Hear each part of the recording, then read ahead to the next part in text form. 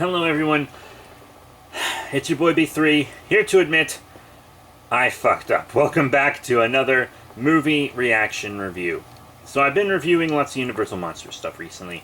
I reviewed the Mummy stuff a while back, the Frankenstein stuff a long while back, and I recently reviewed all the Wolfman stuff, as well as the Dracula stuff. But I thought that I had reviewed Dracula 1931, the original Dracula, forever ago, when I got like the 75th anniversary set or whatever. I thought I reviewed Dracula a long time ago. So I skipped it when I got to those films, and I just went to Daughter, Son, and then Spanish version, because I did House forever ago when I reviewed the Frankenstein films, because he's in that. I thought I reviewed Dracula, but I had this feeling, right, that I was missing it. So I searched through my videos on YouTube Studio, and I have, in fact, not reviewed Dracula 1931. I was wrong in the previous videos when I said look it up, find the review. No one called me out on it because I haven't uploaded those videos yet at the time of recording this. But yeah, I screwed up. I was telling you guys to go watch a video that literally was not there, and I am sorry. That being said, today we are reviewing the original Dracula from 1931, starring Bela Lugosi, Dwight Frye, etc. Lovely film. Fantastic film. Many people say it's not as good as the Spanish version, and it's really not.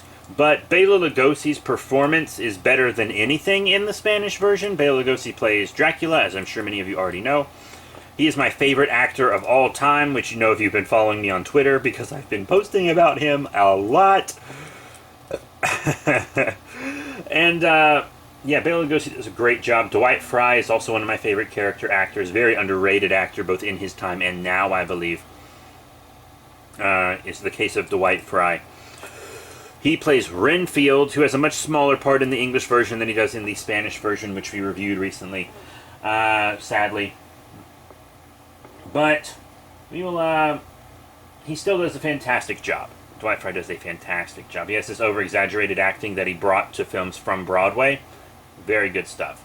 So, this movie is technically not based off of Bram Stoker's Dracula the book.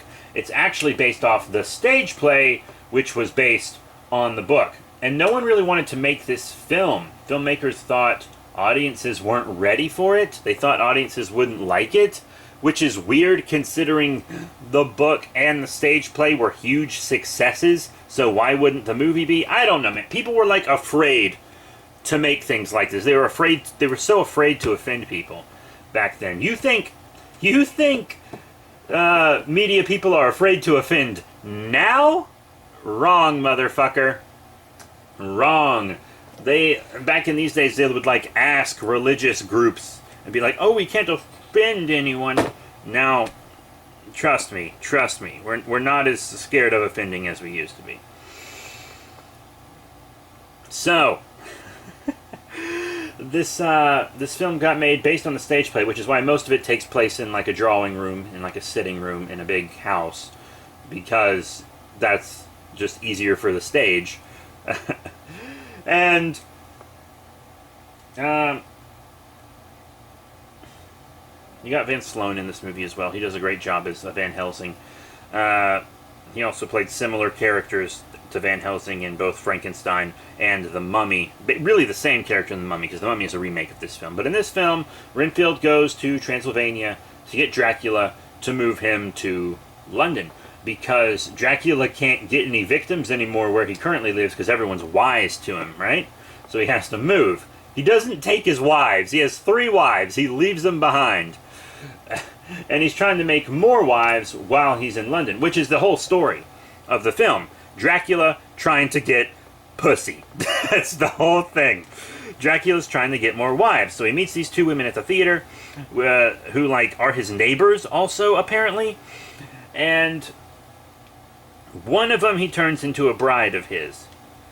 She stalks from inside her mausoleum And they don't deal with that vampire in this movie. I guess it just happens off screen and no one says anything. It also happens off screen in the Spanish version, but we see them come back from it and actually talk about it. But there's basically no mention of it in this film. Like, they just don't take care of the second vampire. And they do manage to defeat Dracula before he converts another woman into a vampire. He has a couple victims in the film, but Dracula's body count isn't very high in this movie, to be completely honest. He kills a woman on the street, he kills Renfield, and he kills a high society woman. And that's it. That's Dracula's body count for this movie, 3 people. So, it's a very good film. It's basically without a soundtrack. It has no score, because this is coming right out of silent films, right? And they weren't thinking about that when they made it. So the movie is based. Lots of the scenes are just straight up without sound, like it's silent, and it's actually very creepy. It adds a lot to the atmosphere. The shots aren't very creative, but once again, this is a very old film. That's not really an excuse, because the Spanish version of Dracula had some very creative shots, but this one doesn't. The camera's pretty static through the majority of this film, unfortunately. But that doesn't mean it's not a good film. It's well written. It's got some great lines. To die, to be truly dead, etc. Children of the Night, what music they make, all that stuff, just wonderful, wonderful stuff. I think it's a very well written movie. I think it's a well acted movie. And I think it definitely deserves the praise that it gets. Bela Lugosi's performance in this film is legendary. Absolutely legendary. He was buried in one of his capes, but the cape that he wears in Dracula is actually his own cape. That's his own fashion sense that he brought to the film. And his son has that cape right now. Lots of people think he was buried in it, but he was buried in a different cape. I heard this straight out of his son's mouth. His son has the Dracula cape, and it's priceless. It is a priceless movie prop. The film launched Bela Lugosi's film career, which also typecast him as well. Sadly, that career didn't end up so well, but oops. And then we got lots of great stuff going on in this movie. It started the horror boom. Horror films basically didn't really exist in America when this came out. Carl Laemmle Sr. did not want anything to do with horror films. His son, Carl Laemmle Jr., produced this film. As I said, filmmakers didn't want anything to do with horror. The word horror didn't even technically exist yet, actually. They would say it more like thriller. And they took a chance on this movie, and it really worked out. This is the first real American horror film. It really is. I mean, yeah, there's an Edison's Frankenstein, but it's not really scary. It's almost more comical in many ways, and etc., etc. But this is the first true American horror film, and the first real talkie horror film as well. Because we had a lot of horror films in Germany. Nosferatu, The Golem, The Cabinet of Dr. Caligari. I think those were all German films, if I remember correctly. I could be wrong about Caligari. I don't know. But, yeah, Dracula is a fantastic piece of film history. You can get a copy of it pretty cheap. I have multiple copies of it. I have like a fancy 75th anniversary edition, and I also have the Legacy Collection Dracula.